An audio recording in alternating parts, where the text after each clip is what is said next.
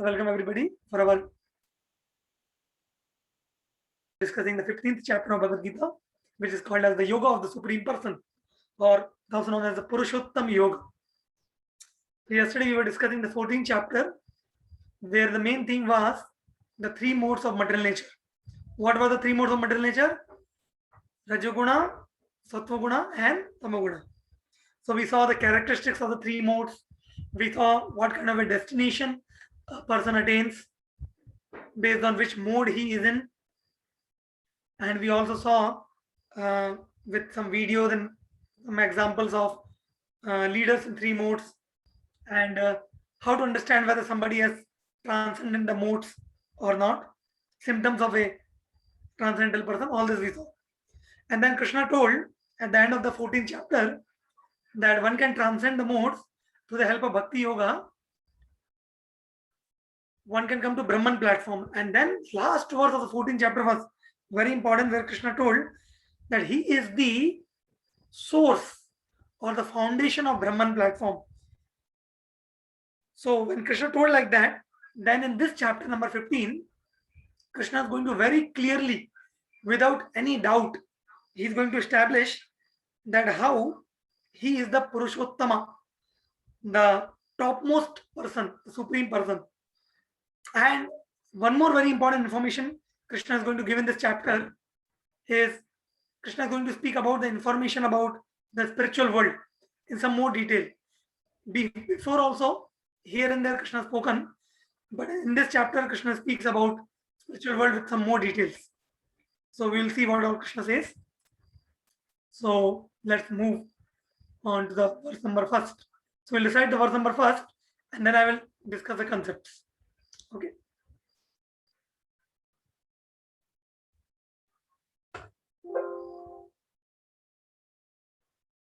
So you can see here, this is the verse number first. We will recite Shri Bhagavanu Vacha Urdhamulam Adaha Shakham Ashwatham Prahur Avyayam Chandamsi Yasya Parnani Yasam Veda Saveda. So here Krishna is speaking about that this material world which we see is like a upside down tree. What is the meaning of upside down tree? Upside down tree means it's a reflection. Have you ever seen an upside down tree where the branches are down and the root is up? We have never experienced such a tree in our life. But if you go to the bank of a river and then you see a tree there, you can see the reflection of the tree in the river, and the reflection will appear as if the branches are down and the roots are up. So with the help of this verse, Krishna is introducing us to the spiritual world. And Krishna is saying that this material world is a reflection of the spiritual world. The real world is the spiritual world, and the material world is reflection. So as you can see here, see spiritual world versus material world. So you are seeing here there are many trees, and then in front of the trees there is a riverbed, and on the riverbed you can see the reflections. So like this only the spiritual and the material worlds are there. So spiritual world is like a real mango tree on the bank of a river, and material world is like a reflection of that mango tree in water. So similarly, my dear friends, everything in this world is actually a reflection of the spiritual world, which is the real world. So whatever you experience and see in this world, through the first verse, Krishna is saying that it's a reflection. In this world, it's a reflection. So how we can get faith on the existence of the spiritual world? You see, whenever you see any reflection, this means the real object has to be there. Correct? Otherwise, without the real object, how the reflection will be there? Similarly, whenever you see something duplicate, it gives us a feeling that there has to be something real. Otherwise, how the duplicate has come? That's how the material world is a perfect reflection of the spiritual world. So as you see here, just like there's the original marble. Similarly, nowadays people make fake marble also. Correct? Similarly, there's original currency. So there's a fake currency also. In fact, nothing fake can exist without the real thing. Similarly, there is real mangoes. There's a mango season going on. I hope you all might be relishing many mangoes. But then there's duplicate mangoes also. Correct? Plastic mangoes, toy mangoes. Correct? So similarly, there's a real beauty, which is spiritual beauty within the spiritual world, which is Krishna's beauty. And in the spiritual world, we all have forms like Krishna. In the Vaikuntha, we have forms like Vishnu. In the spiritual world, we have forms like Krishna, spiritual forms. So there's a spiritual real beauty. And in the material world, we have material beauty, which is temporary beauty. Like that. So, yeah. So the point is that spiritual world is the real place and material world is the duplicate place. And in this first verse, Krishna is comparing this material world to a upside down tree. See what Krishna is saying? The Supreme Personality of Godhead said, it is said that there is an imperishable banyan tree that has its roots upward and its branches downward, whose leaves are Vedic hymns, and one who knows this tree is the knower of the Vedas. So Krishna is comparing this material world to be like a tree with roots upward and branches downward. And then what all information Krishna is giving about this tree? You see what he is saying here. Krishna is saying that the branches of this tree extend downward and upward, nourished by the three modes of material nature. The twigs are the object of the senses. This tree also has roots going down. And these are bound to fruitive actions of human society. So basically, no need to get confusion, because Krishna himself says in the next verse that it is very difficult to understand this tree. So, yeah, I wanted to show you one picture. Yeah. See this picture. See in the right hand side. Don't see the left hand side, that I'll explain later. But on the right hand side, see above you will find Radha and Krishna. So they are in the spiritual world, the real world. And you are seeing below. Below is the material world, which is explained like a tree, upside down tree. Now, you see the material world. It looks very complicated. The branches are going in all the different directions, correct? And the various things it's very topsy-turvy, very clumsy. And that's what Krishna is saying, that this material world is a very complex world and nobody knows where it begins, where it ends, and which thing goes in which direction. Everything is very complicated. Whereas you see the spiritual world, it looks very serene, it looks very systematic. So this is how Krishna is explaining about the material world, that you will see here. I'll show you one slide. Yeah, see here. See below. It is saying 2.8. Its branches spreading upside down. It is nourished, the watering process, by the three gunas: Satoguna, Rajoguna, Tamoguna. The twigs are the sense object, and the roots, secondary roots, which are extending everywhere, they bind the human society to fruitive actions. So basically, Krishna is trying to explain the complex material world with the help of an example of a complex banyan tree, where the roots, branches going in all directions, and everybody is tightly bound up. Now, somebody may say that, Prabhuji, it's so complex, we are not able to understand what this tree is. It's a very difficult example. So Krishna only says in the next verse that don't get confused by all these different examples, because the material world is indeed a very confusing thing. So the purpose of telling about the material world being very confusing, very complex, branches going all directions and binding the living entity with fruitive results, and the watering process of three gunas. So the purpose of explaining all this is not to confuse you, but Krishna wants to tell that don't try to so much understand the material world, but understand that you are stuck here and you try to cut this tree of the material world and come back to the spiritual world, and cut this tree with the weapon of detachment and knowledge. So that's how Krishna says here in this verse number 3 and 4. You see here, see the line you see here, Krishna is saying, Asanga Shastrena Dridena Chitva, which means what? See the translation here. Krishna is saying the real form of this tree cannot be perceived within this material world, within this world. Means in this world we cannot see from where this tree is starting. No one can understand where it ends, where it begins, where its foundation is. But what is Krishna's suggestion? See the highlighted portion. But with determination, one must cut down this strongly rooted tree with the weapon of detachment. And thereafter, one must seek that place from which, having gone, one never returns.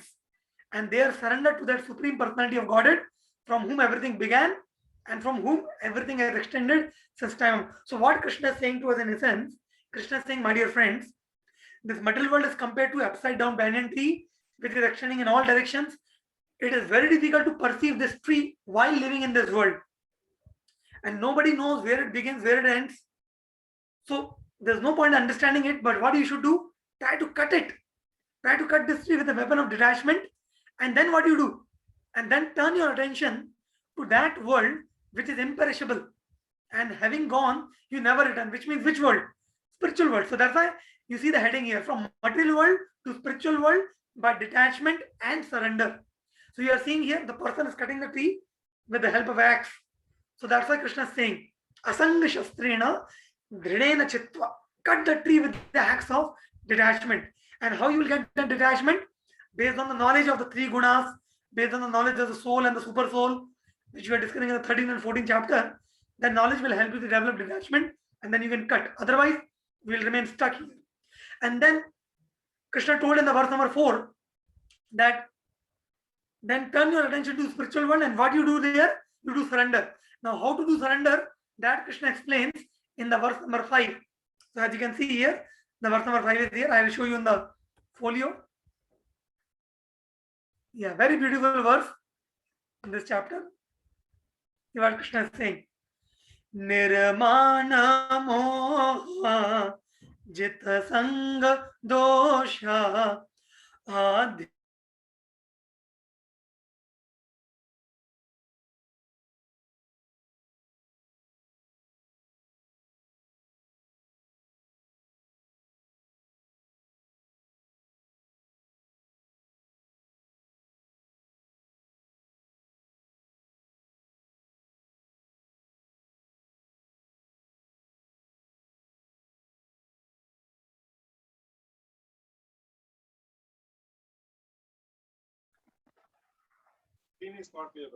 Prabhuji, Yeah, please read the the translation. screen is not clear, Prabhuji.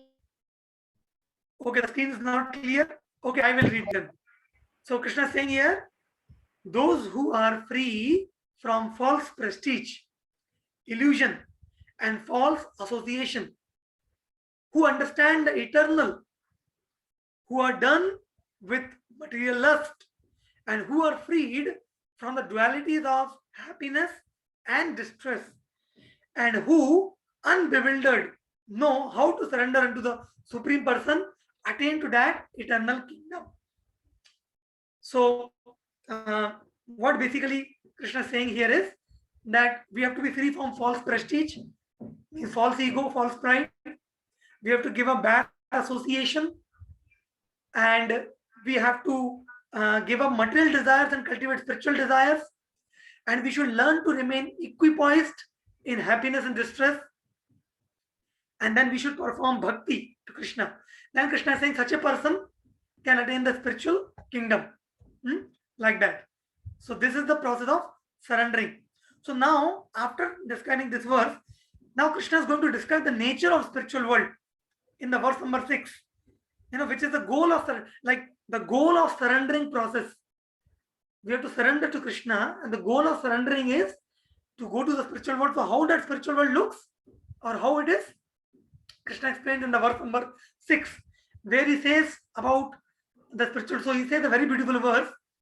He says, Na tad bhasyate suryo, na shashanko na pavaka, yad gatva na nivartante, tadhamam paramam mama.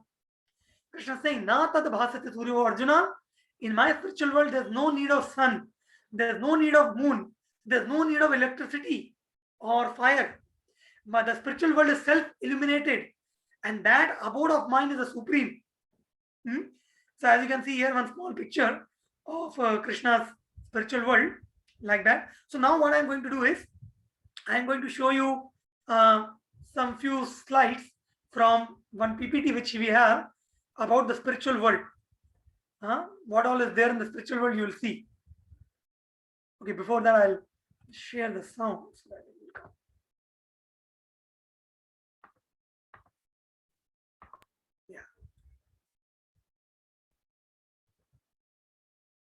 Yeah. So this is spiritual. This PPT is based on Srimad Bhagavatam, Canto 3, chapter number 15, text 14 to 20, and Canto 10, chapter 13, text number 60 on. From there, we have taken the references about what the spiritual world is like, and what we have done, we have put some small videos and some pictures to give you one small glimpse about how the spiritual world looks like, and what all activities goes on there. Earlier also I have described you in some other sessions, but here's a little more. So see here, they are saying that in the Vaikuntha planets, all the residents are similar in form to the Supreme Personality of Godhead. They all engage in devotional service to the Lord without desire for sense gratification. So in the spiritual world, everybody looks like Lord. Like Lord have 4 hands, you also have 4 hands. And there's no desire for sense gratification. Everybody engage in seva. Kausalya Supraja रामपूर्वा संध्या प्रवर्तते उत्तिष्ठ नरशार्दूल कर्तव्यं दैवमान्धि. So like this you are seeing Lakshminarayan sitting. So in the spiritual you see all the men, they have 4 hands, and all the ladies, they are as good as Lakshmis. Then they are saying ahead that in the Vaikuntha planets is the Supreme Personality of Godhead, who is the original person and who can be understood through the Vedic literature, and he is full of uncontaminated mode of goodness. See, my dear friends, I told you yesterday about 3 gunas. So here they are saying that Krishna, God, Supreme Lord, is beyond the 3 gunas. He is in the mode of uncontaminated goodness, which we should Vishuddha Sattva, and there's no place for passion and ignorance. So in the spiritual world, there's no passion, no ignorance. Correct? Narayana. These are the 7 gates of Vaikuntha. Om Namo Narayanaya.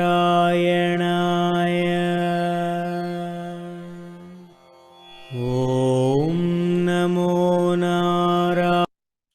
Yeah, actually, my dear friends, you should know that in the spiritual, like you are seeing here, the planes are coming from the 2 sides. So in the, it is described that in the Vaikuntha plane, in the Vaikuntha world, everybody has their personal planes. Just like you have personal car and personal motorcycle, no? So their personal plane which runs with not with the fuel or petrol or diesel, it just runs by your desire wherever you want to go, like that. But the main thing in the Vaikuntha world that everybody is engaged in the service of the Lord. The central figure is the Lord. So even though there are, just like we have this world, so just imagine this world is a reflection, and we have so much variety here. So just imagine the real world, how much variety will be there. Is it not? Because in this world, variety cannot exist if the variety is not there in the spiritual world. Sometimes people think that spiritual world is some Jyoti, some Brahman, something like that. But no, it's a real world. So there has to be a lot of variety. But the central figure is the Lord there. Then ahead they are saying, in those Vaikuntha planets, there are many forests which are very auspicious. In those forests, the trees are called as desire trees. Desire tree means in all seasons they are filled with flowers and fruits, because everything in Vaikuntha planet is spiritual and personal. This means in the Vaikuntha planets, in any season you can get any fruits. Like currently mango season is going on, but if you want, you can get a fruit which of the winter season.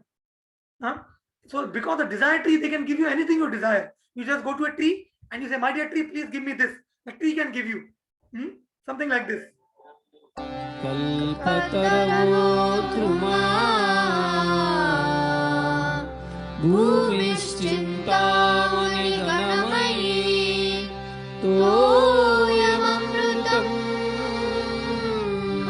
So you are seeing here, these are called as Kalpa Vriksha trees, the desire fulfilling trees. So in the spiritual world, there are many forests and they are filled with desire fulfilling trees.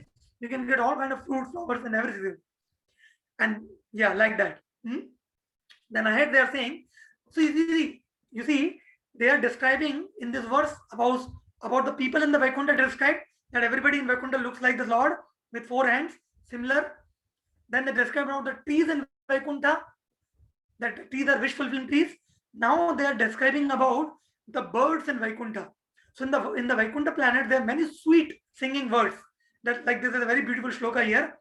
Paravatanya vrita saras chakravaka datyuha hamsa shukati tirabar hinamya kolahalo viramate chiramatra muche bhringadhipe harikatam ivagayamana. So they are describing various kind of birds: Paravata, Sarasa, Chakravaka, Hamsa, Shuka. Shuka means the parrot, Tittira.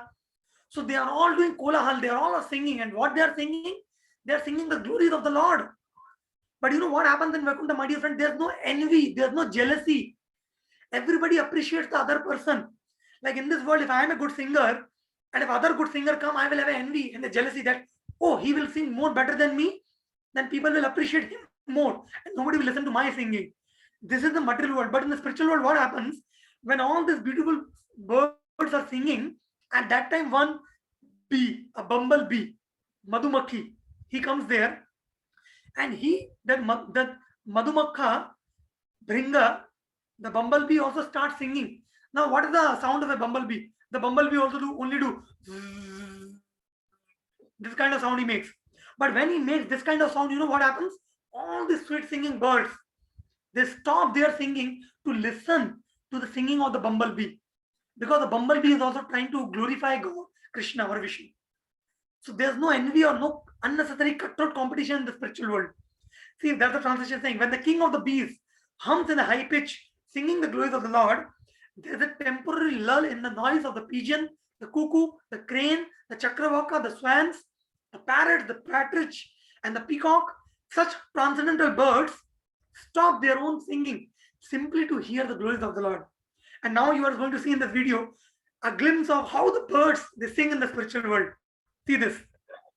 Hare Krishna, Krishna Krishna, Hare Hare, Hare Ram, Ram Rama, Hare Hare.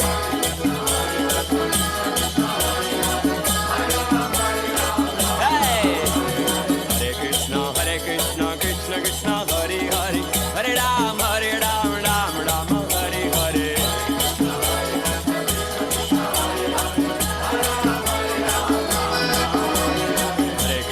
Hare Krishna, Krishna Krishna, Hare Hare, Hare Ram, Ram Hare Hare.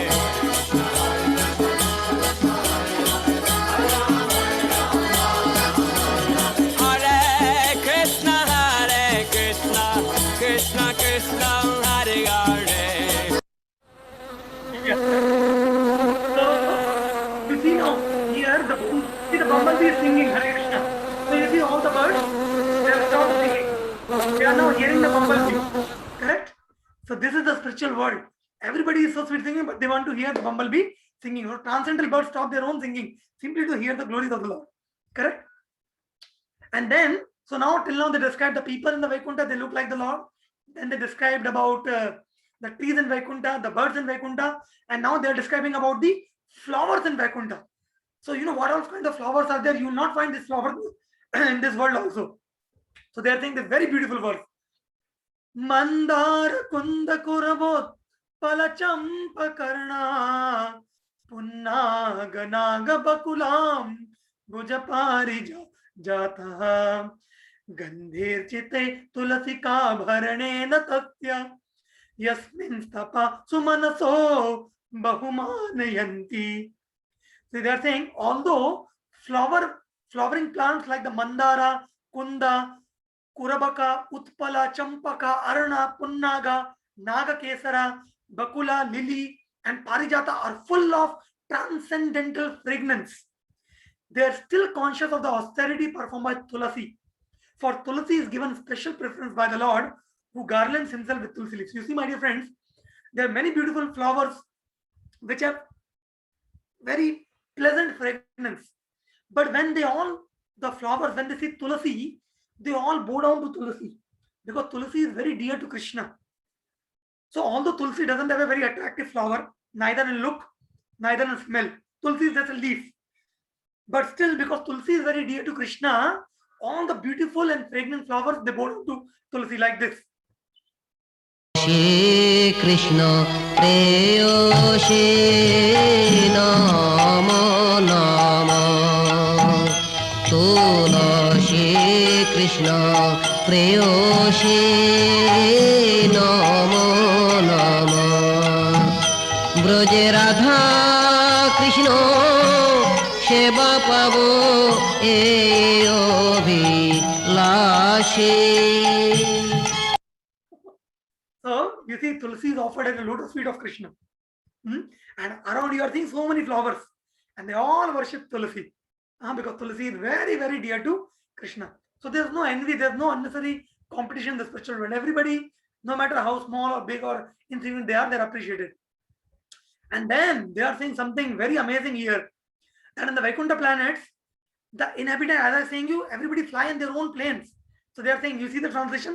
In the Vaikuntha planet, the inhabitants fly in their airplanes, accompanied by their wives and consorts, and eternally sing of the character and the activities of the Lord, which are always devoid of all inauspicious qualities. While singing the glories of the Lord, they deride even the presence of the blossoming Madhavi flowers, which are fragrant and laden with honey. You see, in the spiritual world, there are Madhavi flowers, which are very fragrant. But when the devotees in the spiritual world, when they are absorbed in glorifying the Lord, people forget the fragrance of the Madhavi flowers also, and they're just busy flying in their airplanes and glorifying the Lord, something like this. And again, one more shloka: the inhabitants of Vaikuntha travel in their airplanes made up of lapis lazuli, emeralds and gold, although crowded by their consorts, who have large hips and beautiful smiling faces. They cannot be stimulated to passion by their mirth and beautiful charms. So, my dear friends, such a very important information we are getting about in Vaikuntha here from Srimad Bhagavatam. In this material world, lust is a very great disease. Sex desire is a very powerful stimulation in this material world. Attraction between men and women is a very great distraction from spiritual path in this world. But in the spiritual world, although there are men and women, and although they travel together in the airplanes, but the beauty of Vaikuntha is, even though the men and women are together, they never become attracted to each other. Rather, they are all attracted to God, to Krishna, to Vishnu. And together, they sing the glories of Vishnu. And actually, it is described that, even the most beautiful lady or women in this material world will look like a cockroach in front of any lady or women in the heavenly planets. And the most beautiful damsel of the heavenly planet will look like a cockroach in front of the beauty of the Vaikuntha planets, where the ladies are as beautiful as goddess of fortune Lakshmi. So we can just imagine, or we cannot even imagine what kind of beauties might be there in the spiritual world. But they are saying that even though such beautiful people are there in the spiritual world, they are not attracted to each other's physical beauties. They are attracted to the beauty of the Lord, and they're absorbed in glorifying the Lord. They cannot be stimulated to passion.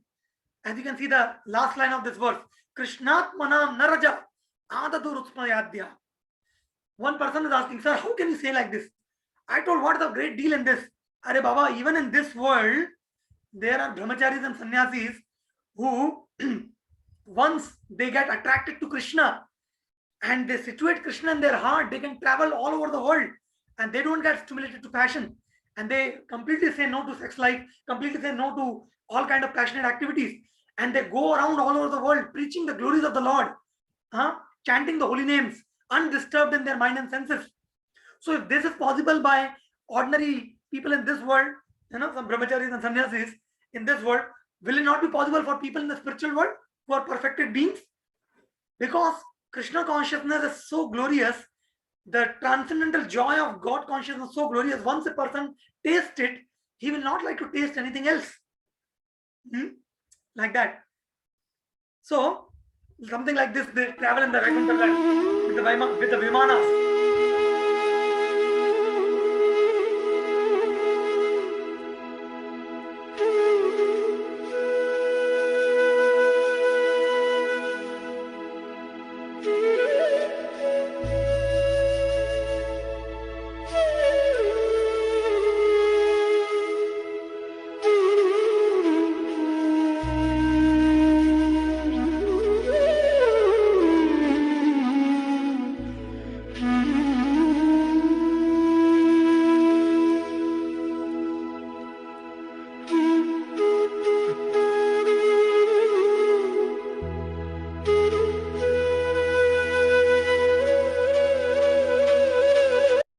Yeah.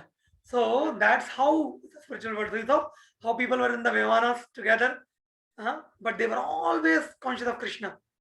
And then one more very amazing from the 10th canto, this very beautiful verse, which is describing another very important quality of the spiritual world. It's saying, Yatra naisarga durvairaha sahasan rigam nimrgadayaha mitrani jitavasa dhrutarut tarshakadikam. He's saying, Vrindavan is the transcendental abode of the Lord, where there's no hunger, anger, or thirst. Though naturally inimical, both human beings and fierce animals live there together in transcendental friendship. My dear friends, please understand. You see, in this world, there are naturally inimical animals. For example, tiger is a carnivorous animal. For him, the natural food is flesh. So he hunts cows, deers. Correct? So they are inimical animals. Dog and cat are inimical animals. Rat and cat are inimical animals. So in the material world, you will find enmity. One living entity want to pounce upon and kill the other person, cutthroat competition. But my dear friend, in the spiritual world, even such naturally inimical animals also, they live together with each other in great transcendental friendship. This means in the spiritual world, tigers don't eat deers, cat don't eat rats, but they all live together because there's no hunger, there's no anger, there's no thirst. So they live together joyfully and they sing the glories of the Lord.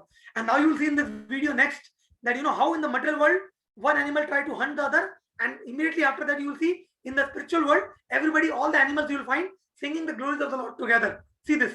This is material world.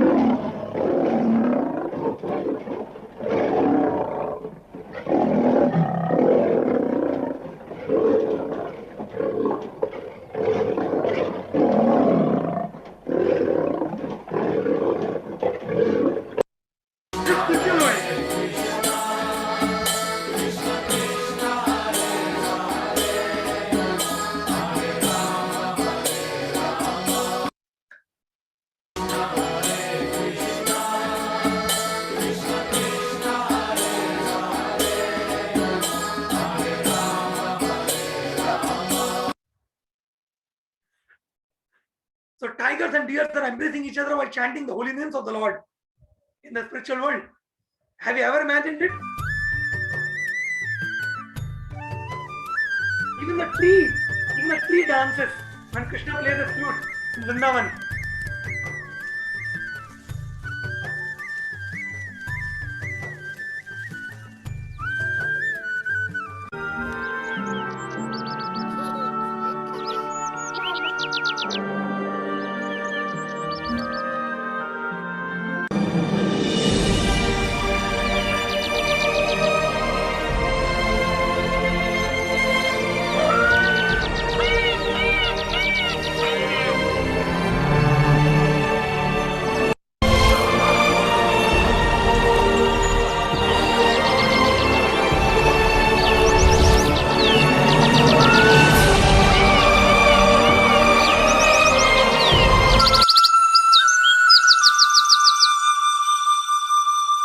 Yeah. When Krishna plays the flute, everybody in Vrindavan hears Krishna's flute. All sitting together. You think? How is sitting? Tiger is sitting. तथागानं नाट्यं गमनमपि वंशी प्रियसखी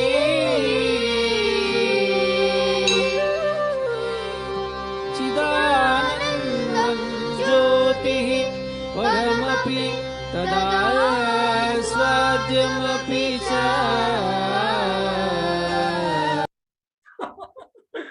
Yeah. So in this way, my dear friends, the description about the spiritual world is given.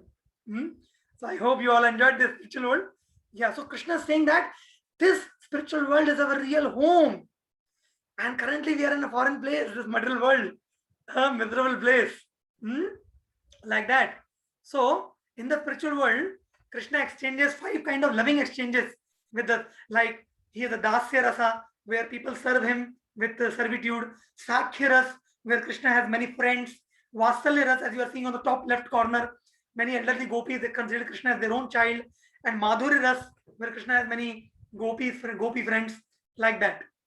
So in the spiritual world, there's all loving exchanges goes on. So the goal of life is to go to that spiritual world. Now from verse number 7 to 9, Krishna explains about that this material world is upside down tree, Krishna already told, and the spiritual world is the real place. But currently what is happening, the living entity which actually belong to the spiritual world, they all are stuck here in the material world. Krishna is saying, although they are my part and parcel, but they are stuck here. So Krishna is saying in the verse number 7 that the identity of the living entity. He's saying, Mamevansho jiva loke, jiva bhuta sanatana, manashasthani indriyani, prakriti sthani karshati. So, because of our entanglement in this world, and the root cause of entanglement is our uncontrolled mind. That's why you see that heading here, mind's power to determine the jiva's future. So, my dear friend, actually what happens now? Our mind actually creates a lot of desires. So, as I explained previously, also based on the desires, Krishna explains in the verse number 8, 9 and 10 that how we accept different types of body. So Krishna gives the example just like the air. It travels from one place to other, and while traveling, the air carries the aroma. If there's a durgandh somewhere, the air will carry the durgandh. If there's sugandh somewhere, the air will carry the sugandh to one place to other. Similarly, when we live in this world, my dear friends, we can carry durgandh vasanas or sugandh vasanas, which means durgandh vasana means bad contemplations or bad impressions. Then according to bad impression, we will get a bad body or a lower form of body, or based on good impressions, we will get a higher body. So in this way, the living entities are changing bodies with different conceptions as air carries aroma. And based on whatever body we get, Krishna explains that we get a particular set of senses, eyes, nose, and accordingly we get a particular sense object to enjoy. For example, the pig has a particular kind of body. So the food of a pig is also a particular kind of food. If you give halwa to a pig will not eat halwa. He will eat stool, because that is his food, because he has got that kind of senses according to his body. So according to his body, he gets a set of senses, and accordingly set of sense object. Whereas other species, they get a different kind of senses and according to different kind of sense objects. So in this way, the soul is changing. Krishna is saying this is all because we are stuck in the material world. So then from verse number 10 to 11, Krishna explains that we should be intelligent enough to understand that how we are transmigrating like this from one body to other. And understanding this, we should try to come out of this entanglement of repetition of birth and death, so that we can go back to the spiritual world. And for doing that, Krishna explains that to do that, to develop our attachment to Krishna, to develop the desire to go to spiritual world, we should learn to appreciate Krishna's position as the maintainer in this world. So from verse number 12 to 15, Krishna explains that how he is situated in different arrangements. There's a cosmological arrangement, terrestrial arrangement, physiological arrangement, spiritual arrangement. Krishna has made all this arrangement for us to remember him and come back to him. So you will see here, Krishna will say now, from verse number 12 to 15, he is saying all these things which are going to come here. So Krishna says that, he is saying in the verse number 12, I am the source of the light of the sun. I am the source of the light of the moon. See, he told these things in the chapter number 7. Again, he is repeating these things. And Krishna is saying that I enter into each planet and I become the moon. So this sloka, Gam Avishya Bhutani, Dharyami Ahamujasa. You see, when I was child, my dear friends, I sometimes used to go in the terrace and look, how this moon is hanging in the sky. There's nothing below, nothing up, nothing in the side. How this moon is hanging. Is it not? Similarly, if you see the solar system, you will see all the planets, they are revolving. There's nothing below, nothing up, nothing here. Do you know the dimensions of the planets? Like our Earth itself, the Earth is revolving around the sun with a speed of 6 lakh kilometers per hour. Can you imagine? With that speed we are traveling, but we don't experience it. So who is making the Earth revolve with such a great speed? And who is holding it from below? You may say the force of gravitation force. Okay, gravitation force, but then who has given that force? Because the law of motion says that a object will remain in motion as long as the opposite force is not applied. Correct? the law of inertia, the law of motion.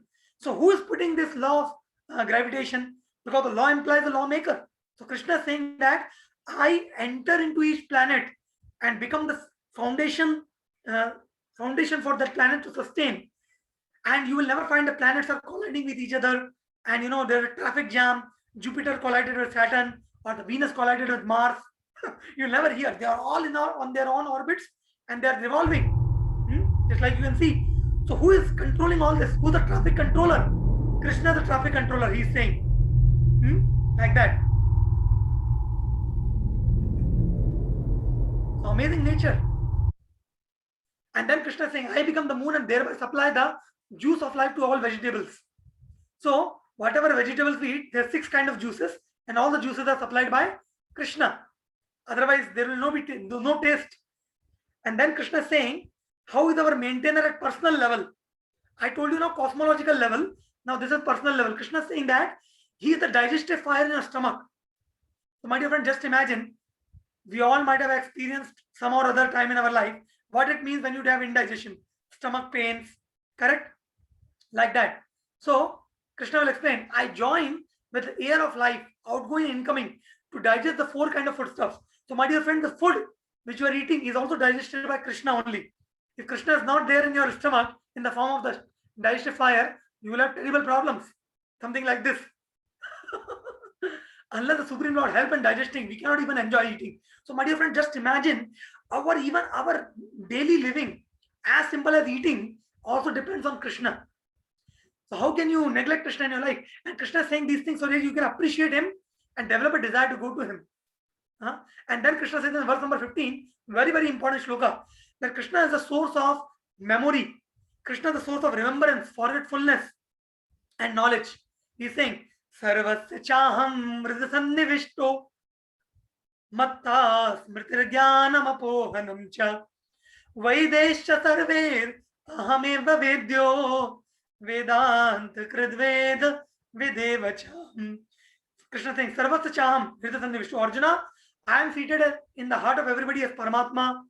From me comes knowledge, remembrance, or forgetfulness. You see, forgetfulness is very important in life. One time a person is asking, sir, if I am a soul and if I have lived so many lives, why can't I remember my previous life? I told, because, sir, Krishna has given you forgetfulness. Because if you remember all your previous lives, what you have done, then you will not be able to live this life properly. Because you will remember what all people did to you in previous life, how you died in the previous life. And it's so horrible to remember, you will not be able to function in this life properly. So Krishna gives you apohanam, forgetfulness. So at least you can function in this life properly. And remembrance also Krishna gives. See, from me comes remembrance, knowledge, and forgetfulness. Krishna saying like that. And here the example is, imagine waking up one morning unable to remember who you are. Every night we sleep, and while sleeping we all have experienced that we forget who we are. And early morning we get up, we have the memory, okay, I am so and so, I have to do this work, that work. Is it not? But just imagine, suppose you wake up in the morning and you don't know only, who am I, where am I, what I'm supposed to do, who is these people around me. So even we have to depend on the Lord for every aspect of our sustenance, even for remembering also who we are. Because Krishna only gives knowledge, remembrance, and forgetfulness. Correct? Like that. And then Krishna is saying, by all the Vedas, I am to be known. The purpose of all the Vedas is to know Krishna. Vedeshcha sarver ahameva vedyo. Arjuna, Krishna is saying to Arjuna, I am to be known by all the Vedas. Indeed, I am the compiler of the Vedanta. Maharshi Vyasa, Veda Vyas, is the incarnation of Krishna only, who wrote all the Vedas. So, Krishna is saying that by all the Vedas, I am to be known, and I only the compiler of the Vedas in the form of Vyasdev. Like that. And Krishna is saying, I am the knower of the Vedas also. Vedant Krit means I have written the Vedas. Veda Videva Chaham, and I am to be known by the Vedas, and I know the Vedas. Like this Krishna is saying. Very, very important verse. 15.15. You can note down also. You can later. Yeah. Now here's the question. Why does Krishna present the Vedic knowledge? Because the living entity needs to understand Krishna for our own benefit. That's why the Vedas give the right direction to people so that they can properly mold their lives to come back to God at the spiritual world, their real place. Like that. So in a sense, the scriptures only want to teach us these 3 things, my dear friends. These three things are the culmination, or you can say the essence of the entire Vedic literature. What is that? They are called as Sambandha, Abhidaya, and Prayojan. Sambandha means to understand your relationship with God, with Krishna. That I am a servant of Krishna, I am a part and parcel of Krishna, I am also spiritual like Krishna, and I am eternal, Krishna is eternal, my relationship is eternal. This is called Sambandha. To understand Sambandha between Jiva and Krishna, Jiva and material nature, Krishna and material nature, this is called Sambandha Gyan. This is one of the important subject matter of the Vedic scriptures. Second, Abhidaya. Abhidaya means after understanding my Sambandha, what to do so that I can approach Krishna, or the activities in that Sambandha is called Abhidaya. And Prayojana means the attainment of the supreme goal, which is love of God. One simple example, like when a girl is married to a boy, what is the first thing which happens is a Sambandha is established. The wife knows now, okay, this so and so man is my husband. Correct? So this is a Sambandha. After the Sambandha established, then there will be activities based on that Sambandha. Wife will serve the husband, husband will serve the wife. So this is called Abhidaya. Without the Sambandha, there cannot be Abhidaya. First the Sambandha has to be established. First marriage has to happen, husband, wife. Then only there can be activities in that relationship. Correct? And the goal of that exchange between husband and wife is the family life should go very peacefully. There should be affection and love between husband and wife, and that is the goal. Correct? Similarly, with God, first of all, we have to understand Sambandha. And for understanding Sambandha, philosophy is required. Correct? And then when you understand, okay, I belong to God, I'm a servant of God. So what I'm supposed to do? I'm supposed to serve God. That is Abhidaya. And what will happen if I serve God? I will attain love of God. That is Prayojana, the ultimate goal. Correct? Like that. So that's what they are saying. So this was till verse number 15. And now, in the last section, from verse number 16 to 20, Krishna is going to explain a very important. You remember in the 10th chapter I told you Chatushloki Bhagavad Gita. Now in this chapter, in the 3 verses 16, 17 and 18, Krishna speaks the 3 Shloki Bhagavad Gita. Bhagavad Gita, the 3 shlokas. Summary of the Vedas and the Vedanta. What is that? Krishna is going to establish himself as the Purushottama, the best of all lords. So you see, in a sense, these are the 3 verses that they are saying. In the verse number 16, Krishna is explaining that Dau imam purusho loka shara akshara evacha shara sarvani bhutani utosto shara uchate. I'll explain you through the help of this slide. You see, my dear friend, Krishna is saying, in this world there are 2 classes of beings. One is fallible and infallible. Fallible means people in this world who are bound to cycle of birth and death. They have not yet attained liberation. And infallible people are those who are liberated people. Those who are not ordinary people, but those who have attained liberation. Liberation doesn't mean that they have died, but they have attained transcendental platform. They are liberated. So fallible and infallible.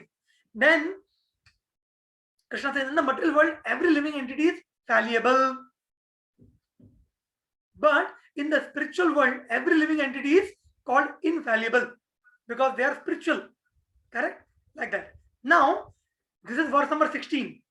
Now in the verse number 17, Krishna will say that Arjuna, beyond or aside this fallible and infallible beings, is the super soul, the Paramatma. You see, Krishna saying, beside these 2, there is greatest living personality, the super soul, the imperishable Lord himself. So my dear friend, why this information is very important for us? It is important because, people have a wrong notion. As I told you earlier, people say that as long as you are not liberated, you are in the bondage. But once you attain mukti, you will become God. You will become God. People say like that. Some so-called swamis, they say, एक बार आप मुक्त हो जाएंगे, आप भगवान बन जाएंगे. But Krishna is saying here that when those people who are fallible in the material world, they are also there, and infallible people in the spiritual world. But the greatest personality, God, he is beside these other 2. This means he is above the conditioned and the liberated people. So it is not that simply by becoming liberated you can become God, because God is even greater than the liberated people also. So you are not going to become God by being liberated. That's wrong. The notion is wrong. So he's saying beside these 2, there is the greatest living personality, the Supreme Soul, the imperishable Lord himself, who has entered the 3 worlds. You see, this is a photo of Paramatma. Like this, Paramatma is sitting in our hearts, the four-handed Vishnu, and is maintaining them. The Paramatma is maintaining our body, maintaining the universe. You see here, this is Vishnu in between. He has entered in the universe. Now, my dear friends, this is verse number 17 I told. Now in the verse number 18, which is the most important verse of this world, verse of this chapter, where Krishna thinks, because sometimes people may misunderstand, okay, there are conditioned people, liberated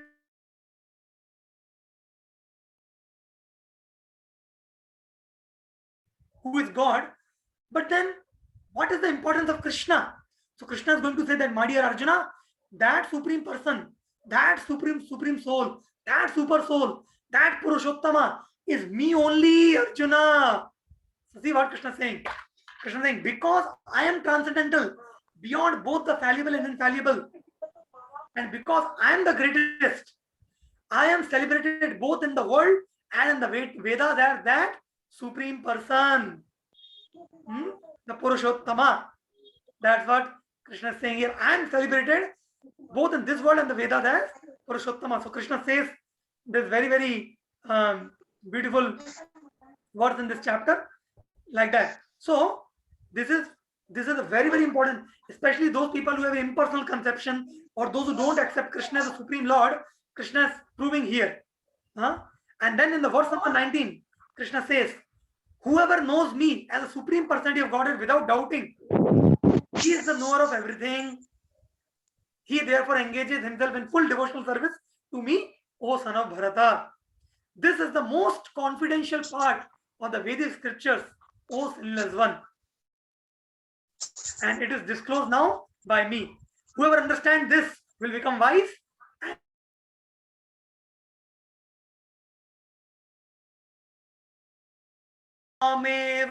Samudho janati purushottamam sa sarvavid bhajati mam sarva bhavena bharata. See how clearly Krishna is saying, yo mam evam asamudho, Arjuna, jo vyakti ye janta hai, one who knows this, asamudho, without doubt, janati purushottama, mam, one who knows that I am that Purushottama, I am that supreme person, I am that supreme soul. Sa sarva with bhajati mam, he will worship me. How? Sarva bhavena bharata, with all their hearts, with all their life. And the last verse, which is the Falashruti of this chapter, Krishna says, iti guhya tamam shastram idam uktam maya anaga. O anaga, O sinless one, O Arjuna, what I am saying to you, idam uktam, I am saying to you, iti guhya tamam, this is the most confidential part of the Vedic literature. And etat budva buddhiman syat, one, those who are intelligent people, they understand it and they engage in my devotional service. There's nothing higher than that, O Arjuna, like that. So with this, Krishna concludes the this 15th chapter, proving himself to be the Lord Purushottama, giving us the information about himself and also the spiritual world, and in this way calling us back to the spiritual world. So with this, we end our 15th chapter, and tomorrow we will have chapter number 16.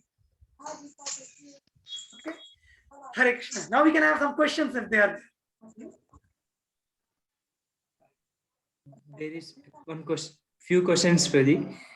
Mr. Neeraj is asking the question, who becomes an animal or a tree in the spiritual world? You see, our understanding of becoming an animal or a tree in the spiritual world is not, because we judge the spiritual world like the material world, because we think that, I will not be able to become a cowherd boy or a gopi in the spiritual world, I will become an animal. What I will do in the animal body there in the spiritual world? Actually, our understanding of the spiritual world is very limited, because we see the spiritual world from our material perspective. There's no difference in the spiritual world. Either you be an animal or a gopa or a gopi or a cow or even a stone, because in spiritual world, everything is chinmay, everything is personal, everything is, there's nothing dead. The stones in the spiritual world, the trees in the spiritual world, everything is all made of spiritual substance, and everybody has love for God. Still, what Swarupa we will have in the spiritual world? So our scriptures explain that each of us has a eternal identity in the spiritual world, which is called as our Swarupa. We don't know because that will be revealed world. Currently, we need not to worry about it. Currently, we should worry about spiritual practices. As we do spiritual practices, it will be revealed as the spiritual advancement will happen. Whether I'm a gopa or a gopi or a cow or a cowherd boy, or what kind of relationship I have with Krishna. Each of us have a very unique, special relationship with Krishna in the spiritual world. And nothing is dead. Even the stones in the spiritual world are alive. Everything in the spiritual world is personal and alive. So we need to worry about it. We should practice our life, spiritual practices, and it will be revealed gradually as we go on practicing. Okay, next question. Miss Jayatri is asking the question. You told that Krishna has written the Vedas, but we are told that Brahma has written Vedas, which is correct. No. Brahma has not. Brahma has written the Vedas. But from where Brahma got the Vedas? Brahma got the Vedas from Krishna.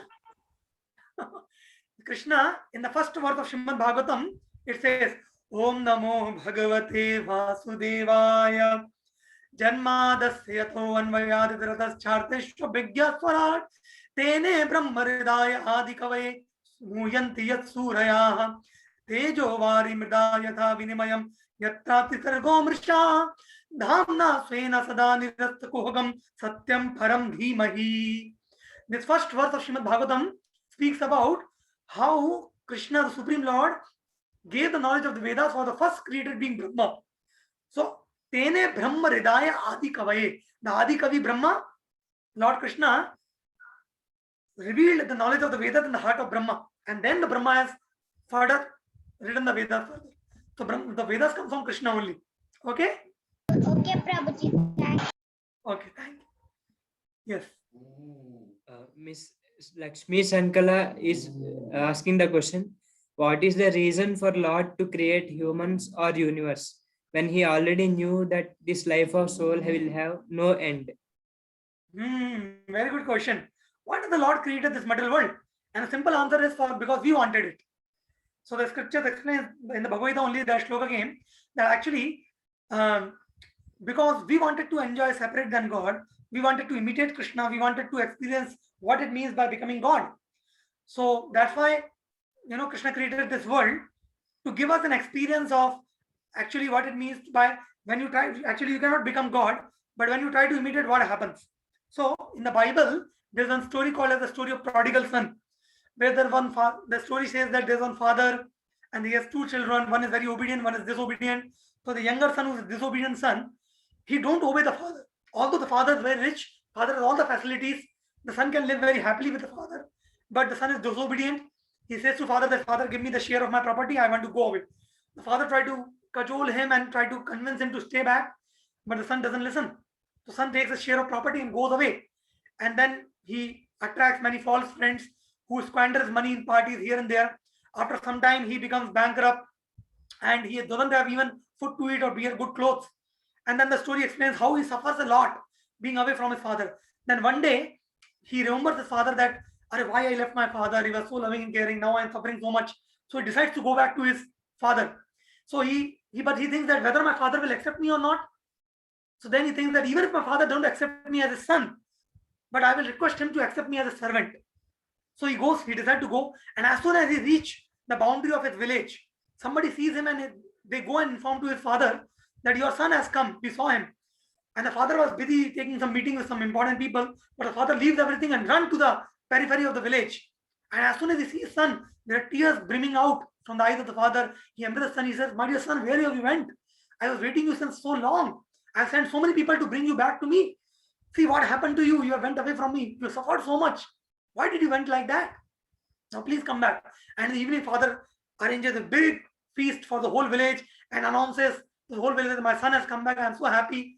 Like that. And so this story, Jesus Christ speaks in the Bible, called it the story of the prodigal son. So the story gives us a glimpse that how we are actually living with the Lord in the spiritual world very happily. But when, just like this second son, we become envious of the father, we become envious of God, we desire to live separate than God. Then although Krishna don't want to send us to this world, but we become very adamant that no, I want to go. Then Krishna, being a very merciful father, he don't force us to live there because love cannot be forced. The best love arises with voluntary choice. So then Krishna creates this whole material world just for us. And he arranges everything nicely: sun, moon, stars, seasons, fruits, flowers, food grains, everything Krishna arranged, because he knows that my children are going there. At the same time, he arranges this world in such a way that so that we can learn our lessons here, and we can again desire to go back to him, to be happy with him. Like this, he gives us a temporary short duration of experience in this world, so that we can recognize our mistake and so that we can turn back to him. So that is the reason why Krishna creates. So Krishna don't want to create this world, but he creates for us. Just like sometimes in the home, a mother who has a small children, the mother want to do some work in the kitchen or some household work, but the small children are troubling them. The small children come to the kitchen and they say, mother, you move aside, we will cook today. The small child, what he will cook or she will cook? Her hands only don't reach to the stove. So then the intelligent mothers, you know what they do? They purchase one toy kitchen set. You have seen Leo toy kitchen set, and they give the toy kitchen set to the child, and they say, my dear daughter or son, now you play with now you cook in your kitchen and let me cook in my kitchen. So child becomes busy. The child keep cooking. Now I am making chapati. Now I am making sabji. Now I am making roti. Like this, the child keeps playing for 2-3 hours, and the mother gets her time to do her household chores. And when after some time, the child feels hungry, and the child runs to mother, Mummy, bhook lagi, please give me food. And the mother says, but beta, you can eat the food which you have cooked in your kitchen, na? And that time the beta realized, Arey mama, that is only play. I want real food now. And real food only you can give. Similarly, because we wanted to enjoy separate than God, we are disturbing God in the spiritual world. God has given us this toy. And the name of the toy is this world, material world. And we are all playing here, trying to imitate God. God is the Supreme Lord. He has Lakshmi in the spiritual world and all the jivas as his praja. Similarly, we are saying, I am the Lord, my wife is my queen, I am the king, my wife is my queen, the house is my kingdom, and my children are my praja. So I am also God. So in this way, we are trying to imitate. So when we will become bored or tired of our play in this world, and we will want real food or real love, just like the child turns to the mother for real food, like that we will turn to the Lord for the real love and real happiness and real pleasure. And we will understand our lesson that simply playing with toys will not satisfy me. Okay, so that I hope that answers the question. Like that. Yeah. Okay, any other question anybody has?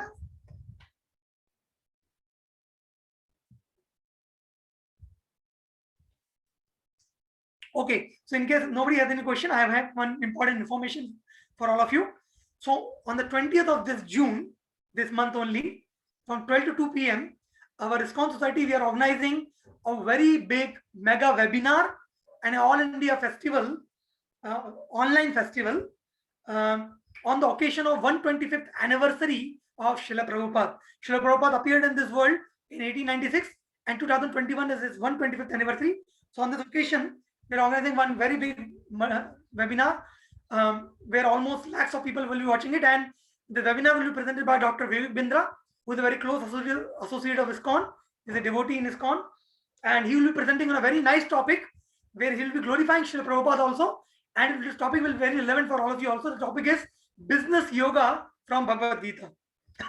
So from Bhagavad Gita is going to talk about business yoga, and already more than many lakhs of people have already registered for this webinar.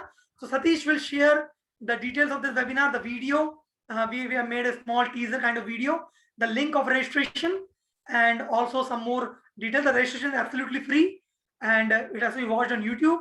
So the details will be forwarded to you. Our request is please register for it, and please share it with your family, friends, relatives, colleagues, neighbors, to as many people as possible, and give them an opportunity to connect with Srila Prabhupada, to connect with ISKCON, and to derive benefit of this beautiful webinar which is going to be arranged. And so this is on 20th June. Satish will share all the details. This is one information. And the second one which I wanted to say is, as we are coming gradually, we are coming to a culmination of our sessions here. 18th chapter we are going to get. So I like to hear the feedback from all of you, which you can give to Satish, and how you would like us to serve you after this 18-day session. So Satish will share some feedback forms and some more details with you. You can kindly fill that and let us know how we can continue our services to all of you. Okay, so with that, we'd like to end here for today. Thank you all very much for joining and have patient hearing. Hare Krishna. Srila Prabhupada ki jai.